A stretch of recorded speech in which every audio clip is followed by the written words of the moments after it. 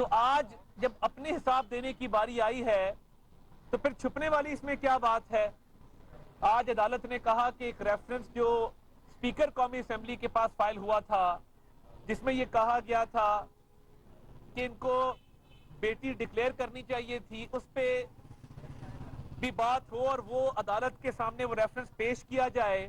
اس reference کے جواب میں عمران خان صاحب نے جو جواب جمع کرایا، انہوں نے کہا کہ ٹیرین جیڈ وائٹ میری بیٹی نہیں ہے، تو وہ بھی عدالت کے سامنے رکھا جائے گا۔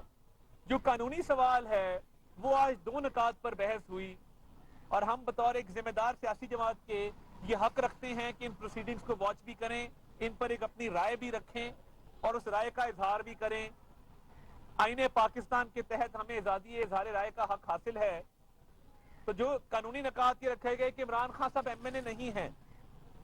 اب یہ بڑے تعجب کی بات ہے کہ ایک طرف آپ اپنے استعفے واپس کر رہے ہیں، آپ کہہ رہے ہیں ہمیں اسمبلی میں آنے دیں، اور جب ٹیرین جیڈ وائٹ کا سوال اٹھتا ہے تو آپ کہتے ہیں کہ نہیں ہم تو ایم این اے ہیں ہی نہیں، تو ہمارے سے یہ سوال مت پوچھا جائے۔ آپ کی اطلاع کے لیے عرض ہے کہ جو شخص پارٹی کا چیئرمین ہو اور ایم این اے نہ بھی ہو، وہ اس کیٹیگری میں فال کرتا ہے کہ کو وارنٹوں کی رٹ لائے کرے، اور اس کو یہ جواب دینا ہوگا، وہ پبلک آفس ہولڈر کی کیٹیگری میں آئے گا۔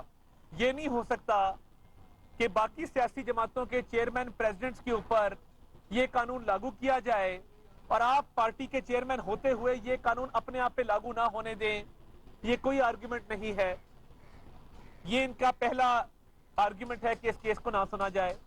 جو دوسرا ان کا آرگیومنٹ ہے کہ اس کیس کو وہ تاخیر کا شکار کرنا چاہتے ہیں کہ یہ کیس یہاں پہ نہ سنا جائے۔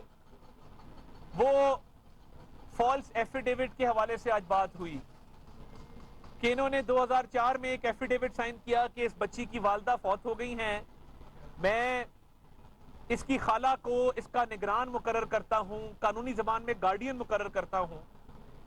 اگر وہ ایفیڈیوٹ جھوٹا ہے تو قانونی بحث یہ ہے کہ جھوٹے ایفیڈیوٹ کی کیا سزا ہے، وہ بھی سزا آپ کو بھگتنی ہوگی۔ یہ خالی کیس اس بات کا نہیں ہے کہ بیٹی کو آپ نے چھپایا، یہ کیس اس بات کا بھی ہے کہ آپ نے ایک جھوٹا ایفیڈیوٹ بھی دیا اور پھر ایک جھوٹا جواب جمع کرایا اسپیکر قومی اسمبلی کو۔ یہ تین جھوٹ آپ نے بولے ہیں جن کا جواب کبھی نہ کبھی آپ کو بطور پبلک آفس ہولڈر کے وہ دینا ہوگا۔ دیکھیے سیتا وائٹ اس دنیا میں نہیں ہے، دل دکھتا ہے جب ان کی پریس کانفرنسز دیکھتے ہیں کہ وہ کس طرح بیچاری خاتون لاس اینجلس کی کورٹوں میں خوار ہوتی رہی اور کہتی رہی کہ یہ کاغذ ہیں، یہ آرڈر ہے، آ کے مانو، آ کے تسلیم کرو۔ وہ تو اس دنیا سے چلی گئی، مگر وہ ایک باہمت خاتون تھی جس نے اپنی بچی کے حقوق کے لیے ایک جنگ لڑی اور قانونی جنگ لڑی۔ تو کیا جو قانونی جنگ اس نے لڑی وہ رائے گاہ جائے گی؟ یہ بھی ایک سوال ہے۔ اور وہ قانونی جنگ جو لاس اینجلس کورٹ کا آرڈر ہے وہ موجود ہے، سب کے سامنے ہے۔ تو ہم بطور سیاسی جماعت یہ سمجھتے ہیں کہ یہ کوئی بھی پبلک آفس ہولڈر ہو، وہ کوئی بھی چیز چھپائے، وہ اثاثہ ہو، دولت ہو، گاڑی ہو، مال ہو یا اولاد ہو، اس کی سزا قانون میں ڈسکوالیفیکیشن کی صورت میں بالکل درج ہے، بالکل واضح ہے۔ اب یہ اگلے ہفتے جب اس کیس کی سماعت ہوگی تو سنا یہی ہے کہ پٹیشنر کے وکیل 2 دن اپنے مینٹینیبلٹی پہ عدالت کے دائرہ اختیار پہ اپنے دلائل مکمل کریں گے 8 اور 9 تاریخ کو مارچ کی، اور اس کے بعد پھر عمران خان صاحب کے وکیل عدالت کے دائرہ اختیار پہ اپنے دلائل مکمل کریں گے، پھر میرٹ کی باری آئے گی۔ تو گزارش یہ ہے کہ اگر چھپانے کے لیے کچھ نہیں ہے تو پھر دائرہ اختیار کو چیلنج کیوں کیا جا رہا ہے؟ کیوں اس عدالت کو یہ کیس سننے سے روکنے کی آپ کی ایک کوشش ہے؟ اگر آپ کے پاس چھپانے کو کچھ نہیں ہے تو اپنے وکلا کو آج عمران نیازی صاحب ہدایت کریں کہ وہ میرٹس کے اوپر اس کیس میں دلائل مکمل کریں اور کہیں کہ میرے پاس چھپانے کو کچھ نہیں ہے۔ یہ جو راہ فرار ہے دائرہ اختیار کا چیلنج ہم نے پہلے دیکھا ہوا ہے۔ فورن فنڈنگ کے کیس کو 6 سال لگے مکمل ہوتے ہوئے، اور آپ سٹے پہ سٹے لیے جا رہے تھے اور دائرہ اختیار کو چیلنج کر رہے تھے۔ کبھی الیکشن کمیشن کے دائرہ اختیار کو چیلنج کیا، کبھی اسکروٹنی کمیٹی کے دائرہ اختیار کو چیلنج کیا، اور 6 سال گزار دیا۔ آپ اس کام کے ماسٹر ہیں اور یہ جو نئی روش ہے جس میں جتھے لے کے مسلح جتھے لے کے عدالتوں میں داخل ہوا جاتا ہے, عدالتوں کے ہاتھے میں جلسے کیے جاتے ہیں, یہ روایت قابل مذمت ہے. ہم نے کبھی یہ کام نہیں کیا, اور ہم سمجھتے ہیں کہ عدالتوں کا ایک احترام ہے, ایک تکریم ہے, عدالتوں میں پیش ہونے کا ایک طریقہ کار ہے. یہ کوئی طریقہ نہیں ہے کہ آپ مسلح جتھے لے کے کورٹوں کے گیٹ توڑ دیں اور آپ کی سیکیورٹی کے لیے جو خاردار تاریں لگائی گئی ہیں ان کو ہٹا دیں. جو کل صحافیوں کے ساتھ ایک خوشگوار واقعہ پیش آیا, میں اس کی مذمت بھی کرتا ہوں, اور وہ بالکل نہیں ہونا چاہیے تھا. افسران کو ریسٹرینٹ شو کرنی چاہیے تھی. وہ ایک افسوسناک واقعہ ہے. جو ذمہ داران ہیں ان کے خلاف کارروائی بھی کی جائے گی, اور وفاقی حکومت یہ سمجھتی ہے کہ صحافیوں کے حقوق کا تحفظ ہمارے اولین فرائض میں شامل ہے. تو یہ عدالتوں کے اندر اس طرح دھونس دھاندلی تو نہیں چلے گی, اور آپ اتنے لاڈلے نہیں ہیں کہ آپ کوئی چیز چھپائیں اور آپ کو نااہل نہ کیا جائے. میرٹس پہ آ کے آپ کو یہ کیس آرگیو کرنا ہوگا, دلائل دینے ہوں گے کہ آپ نے کنسیلمنٹ کی ہے اور کنسیلمنٹ کی سزا تاحیات نااہلی ہے.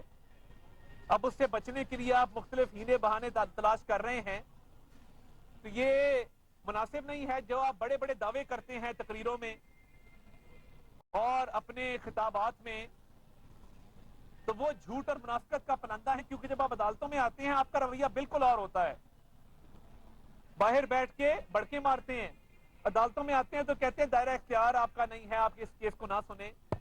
تو اس کیس کا ہم یہ مطالبہ رکھنا چاہتے ہیں کہ جس طرح میاں نواز شریف کا پاناما کیس روزانہ کی بنیادوں پہ سنا گیا تھا اور اس کی روزانہ سماعت ہوتی تھی, اسی طرح ٹیرین جیڈ وائٹ کیس کی روزانہ کی بنیادوں پہ سماعت کی جائے, تاکہ یہ کیس کسی طرف لگے اور دودھ کا دودھ اور پانی کا پانی ہو.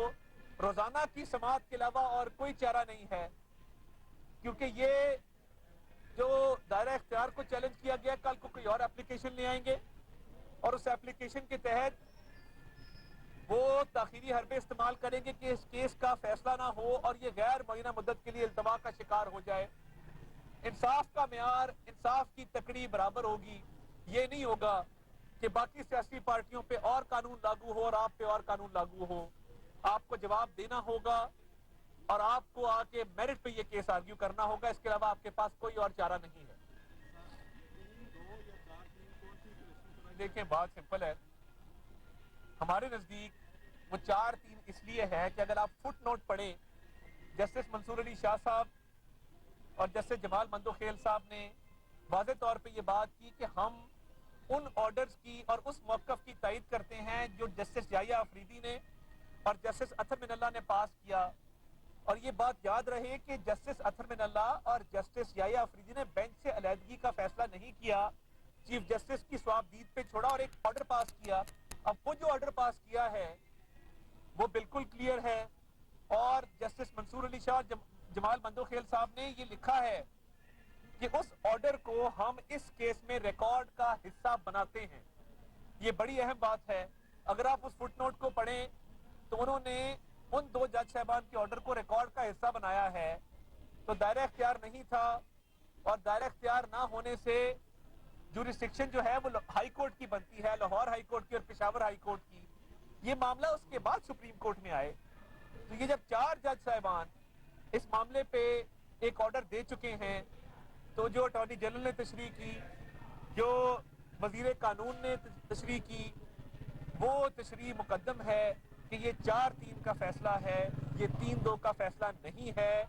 ورنہ جسٹس منصور علی شاہ صاحب کو اور جمال مندوخیل صاحب کو ضرورت نہیں تھی کہ وہ 2 جج صاحبان کے آرڈر کی تائید بھی کرتے اور یہ بھی لکھتے کہ ان 2 کے آرڈرز کو ہم یہاں ریکارڈ کا حصہ بنا رہے ہیں.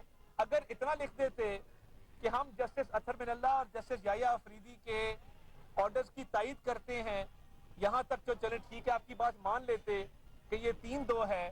مگر جب یہ ساتھ کہا کہ ہم نہ صرف ان کے آرڈرز کی تائید کرتے ہیں, ان کے آرڈرز کو اس کیس میں ہم حصہ بنانا چاہتے ہیں اور ریکارڈ کا حصہ بنا رہے ہیں, تو پھر یہ 4-3 کا فیصلہ ہے. اس میں نہ کوئی ابہام ہے, نہ کوئی کنفیوژن ہے, یہ بالکل ایک واضح چیز ہے. 3-2 کے تحت صدر مملکت ایک صوبے کا الیکشن کی نئی ڈیٹ دے دیتے ہیں. دیکھیں صدر مملکت کے پاس وہ تو آرڈر ہی نہیں ہے کہ وہ 3-2 کے تحت وہ ڈیٹ دے دیں, جب ہم کہہ رہے ہیں 4-3 کا فیصلہ ہے. دیکھیں ڈیٹ جو دینی ہے اس میں پراپر لیگل پروسیس کے تھرو ہو. ہم الیکشن کے حامی ہیں, ہم الیکشن کروانا چاہتے ہیں, الیکشن ہر حال میں ہونے چاہیے، مگر کیئر ٹیکر گورنمنٹس کے حوالے سے آرٹیکل 224 کی تشریح کون کرے گا اور وہ معاملہ کہاں جائے گا؟ سینسس کے حوالے سے جب 2 صوبوں کے اندر وسائل کی تقسیم کی باری آئے گی، حلقہ بندیوں کی باری آئے گی، تو وہ 2 صوبوں میں اور ہوں گی، باقی 2 صوبوں میں اور ہوں گی، صوبائی الیکشن کے لیے اور ہوں گی، قومی الیکشن کے لیے اور ہوں گی۔ یہ تمام تر جو سارے معاملات ہیں یہ بڑے غور طلب ہیں اور اس میں مشاورت کا سلسلہ ضرور ہوگا، مگر مشاورت کے سلسلے سے پہلے قانونی اور آئینی جو ابہام ہے اس کو دور کرنے کی ضرورت ہے۔ کل وزیر خزانہ اتحاد ڈار نے 5 روپے پیٹرول کی قیمت میں کمی کی ہے، کیا یہ جو کمی کی گئی ہے یہ عارضی طور پہ کی گئی ہے تاکہ یہ جو الیکشن کا پریشر ہے، مہنگائی کا پریشر ہے تو اس کو کم کیا جائے؟ کیونکہ انہوں نے 15 منٹ بعد ایک بیان دیا، اس میں انہوں نے یہ کہا ہے کہ مہنگائی جو ہے وہ مزید بڑھ بھی سکتی ہے، تو اس پر کیا؟ دیکھیں بات یہ ہے، ہم 2018 میں ہنستا بستا خوشحال پاکستان چھوڑ کے گئے تھے، نہ مہنگائی تھی، نہ بے روزگاری تھی، نہ یہ مسائل تھے۔ آئی ایم ایف کے پاس وہ شخص گیا جس نے کہا تھا کہ میں نہیں جاؤں گا، خودکشی کر لوں گا، تو یہ تو اس کی شرائط پوری ہو رہی ہیں، مگر دن رات ہم کوشاں ہیں، ہمیشہ اس مملکت خدا داد کی خدمت کی ہے اور اس پہ ہر طرح کی ایفرٹ کر کے اس کو بچایا بھی ہے، اس کو سنوارا بھی ہے۔ تو میرا خیال ہے کہ آنے والے دنوں میں حالات بہتر ہوں گے اور اس قیمت کی کمی کا الیکشن سے کوئی تعلق نہیں۔ بہت شکریہ۔